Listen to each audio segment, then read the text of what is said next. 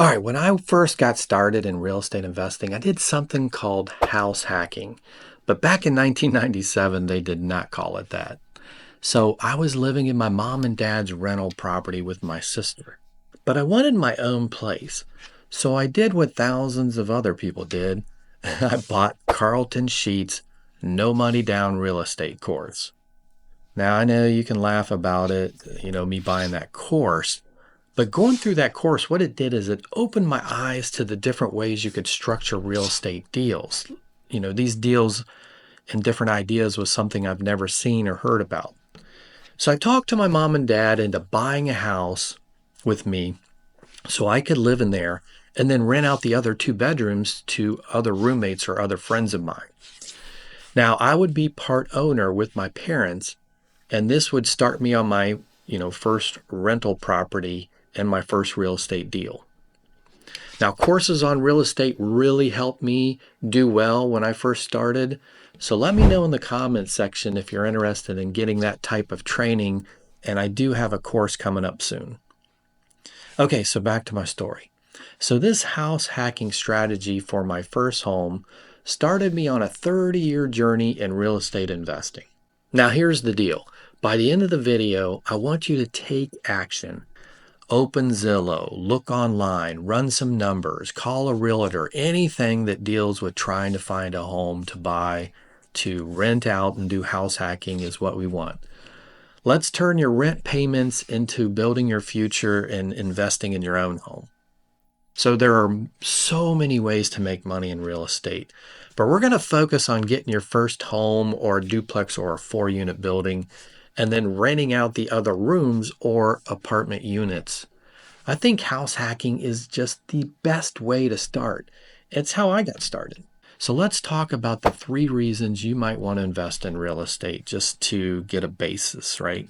So number 1, tax time hacks. So are you feeling like Uncle Sam takes the biggest slice of your pie from your paycheck? Real estate offers a unique tax advantages. So let's talk about depreciation. So it might sound confusing, but here's the magic. Even while your property value goes up, think cha-ching, right? The IRS considers the building itself to lose value over time. That means you get to deduct a portion of that loss from your taxable income. So your property is appreciating, but you're still getting a tax break. And that's pretty cool. Now, I personally have an accountant and rewrite off everything we are allowed to by law. So reason number 2, equity, right? So let's talk about building wealth that actually sticks around. Your rental property doesn't just pay you rent each month, it also builds equity for you.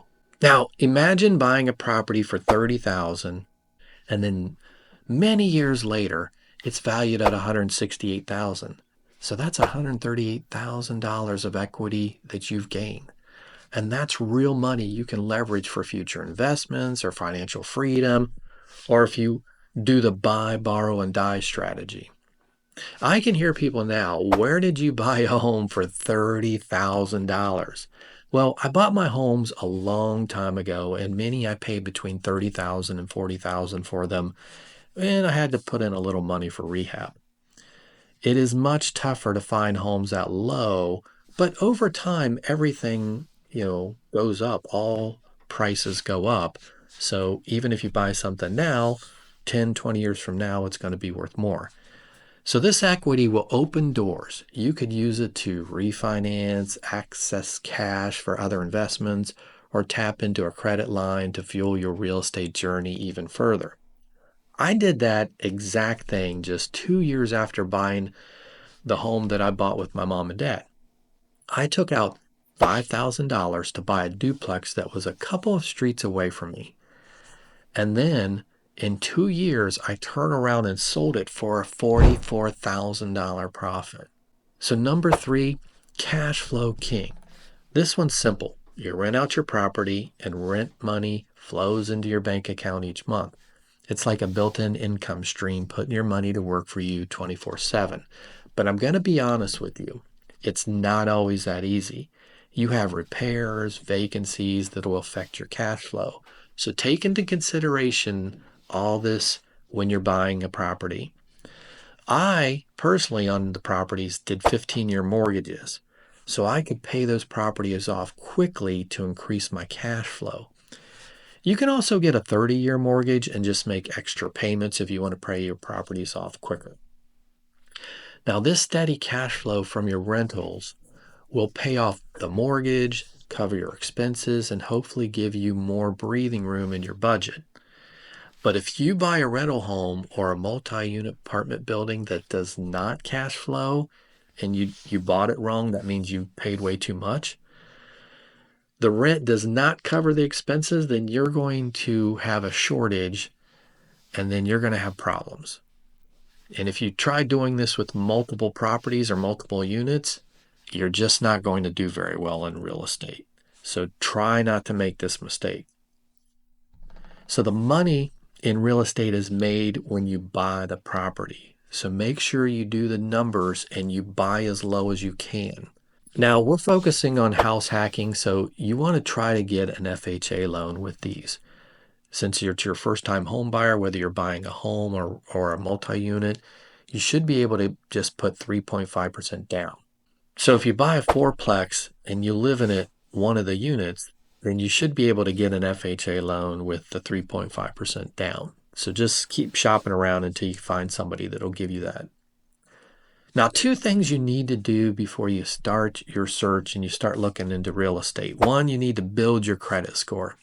So a good score saves you a ton of money on interest rates, right? Next, you need to save for a down payment. You're going to have to save 10, 20,000 or more is really a safe range.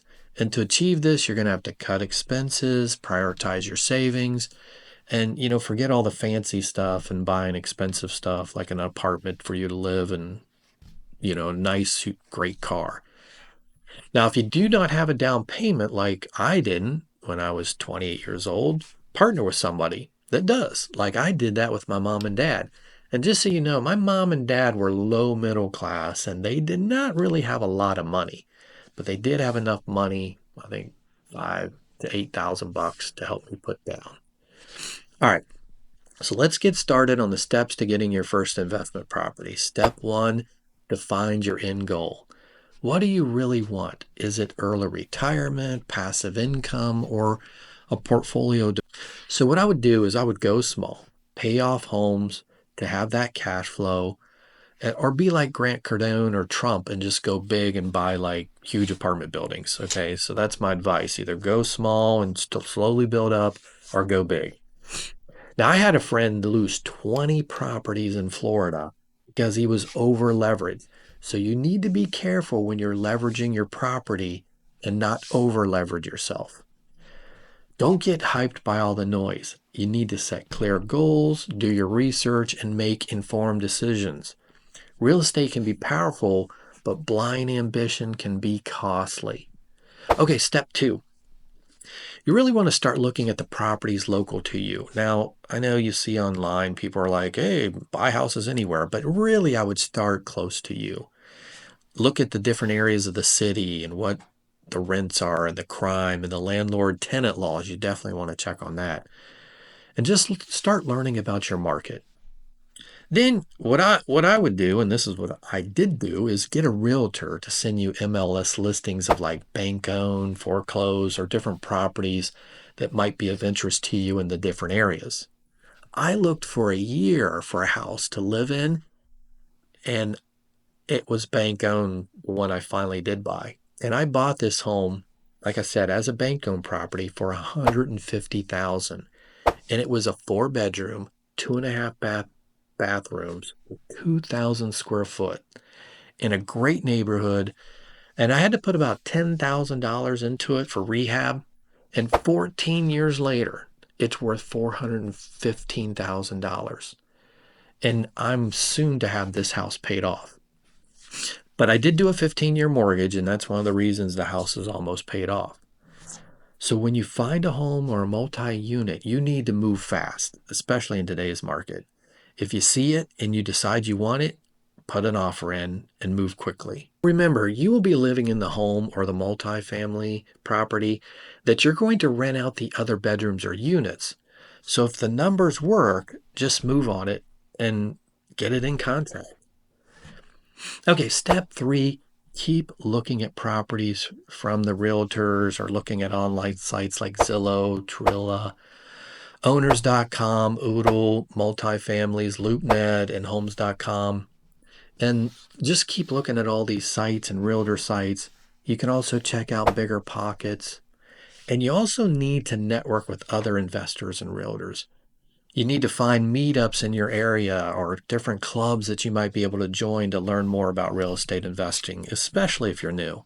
Okay, let people know that you're ready to buy, and then let them know what you're pre-approved for loan-wise so that they know, hey, what you're able to purchase.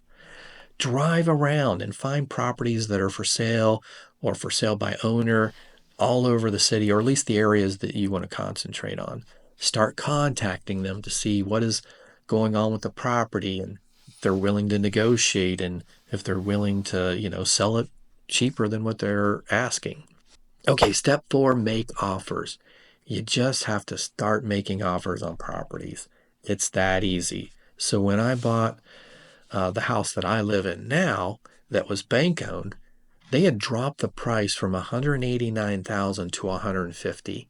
I knew right away that was an incredible deal. Now I did go in and I put a bid in for 140,000 just to see if the bank would go any lower, and they did not. I mean, they just dropped it a ton, so they weren't going to drop it anymore. So I knew right away that 150 was a good deal. So I hurry up and I put in an offer, and then obviously I got this house.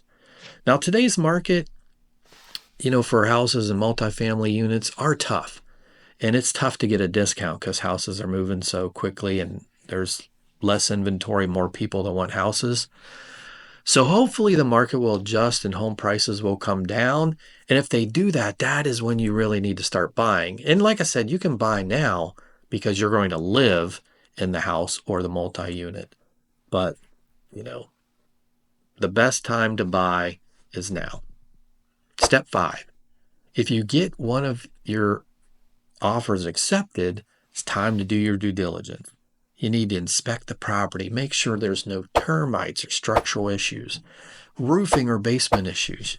Those are key, right? So every property that I buy, I look at all those things. I knew when I bought my house, the one I live in now, that it would cost around $10,000 to rehab. So I calculated all that in. So I had to take out the flooring they had, and then I put in carpet, and then I kept some of the hardwood floors that they had in different areas of the house. I replaced the furnish and the air conditioner, and then we had the whole house painted.